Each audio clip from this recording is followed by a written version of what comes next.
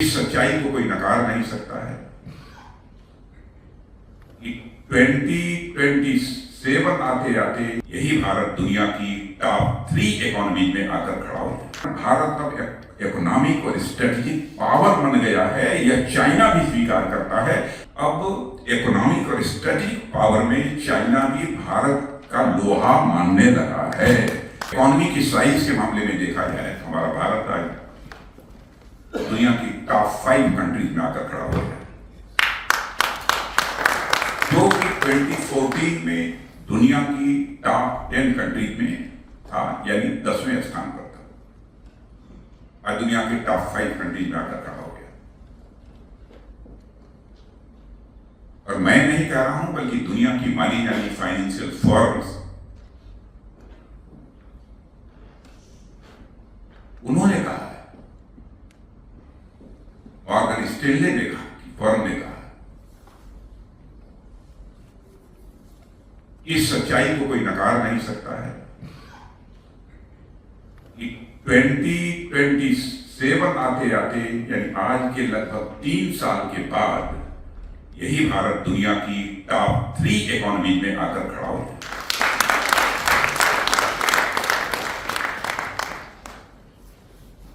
और दुनिया की अन्य सारी जो भी हमारी फाइनेंशियल अथवा इकोनॉमिक फर्म्स हैं, उनके नामों की चर्चा बहुत नहीं करना चाहता हूं, लेकिन अब लोग यह कहते हैं कि 2075 आते आते, 2080 आते आते भारत इकोनॉमी की साइज के मामले में दुनिया में नंबर 1 की कंट्री है। यह भारत के बारे में धारणा बनी है, और यह धारणा जो बनी है, धारणा बनाई नहीं गई है, जो हकीकत है, जो सच्चाई है। जो कुछ भी भारत में इस समय हो रहा है, भारत जितनी तेजी के साथ आगे बढ़ रहा है, उसके कारण यह धारणा बनी है। ग्लोबल टाइम्स, आप लोगों ने नाम सुना होगा, यह तो एक प्रकार से चाइना का माउथपीस है। सामान्यतः गवर्नमेंट जो सोचती है वही ग्लोबल टाइम्स में लिखा जाता है। एक वहां के माने जाने राइटर, शायद नाम गलती हो सकती है, जैसे ज़ैंग ज़ोडियांग या कुछ ऐसे ही नाम है उनका, उन्होंने एक आर्टिकल लिखा है कि what I feel about Bharat narrative in India. यह आर्टिकल उन्होंने लिखा है।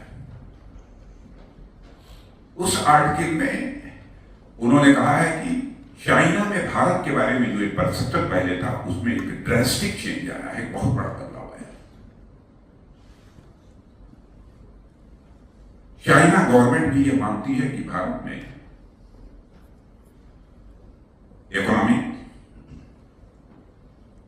और जो स्ट्रेटेजिक जो चेंजेस आए हैं, उसके कारण भारत अब इकोनॉमिक और स्ट्रेटेजिक पावर बन गया है। यह चाइना भी स्वीकार करता है।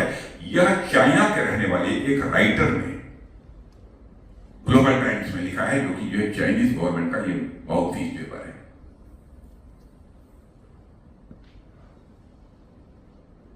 अब दुनिया जानती है सच्चाई को कि चाइना तो के बारे में यह धारणा है। वैसे हम किसी को अपना अपोनेंट नहीं मानते हैं, कोई किसी को अपना दुश्मन नहीं मानते हैं, लेकिन सारी दुनिया मानती है कि भारत और चाइना के रिलेशंस ठीक नहीं है, लेकिन हम तो सबके साथ ठीक करना चाहते हैं। आप ये कल्पना कर लीजिए, ऐसी धारणा हमारे पड़ोसी चाइना के अंदर भी, उसने जो वाक्य लिखा है एग्जैक्टली हमको याद नहीं है, उसका अर्थ ये होता है, अब इकोनॉमिक और स्ट्रेटेजिक पावर में चाइना भी भारत का लोहा मानने लगा है, यानी भारत की ताकत को स्वीकार करने।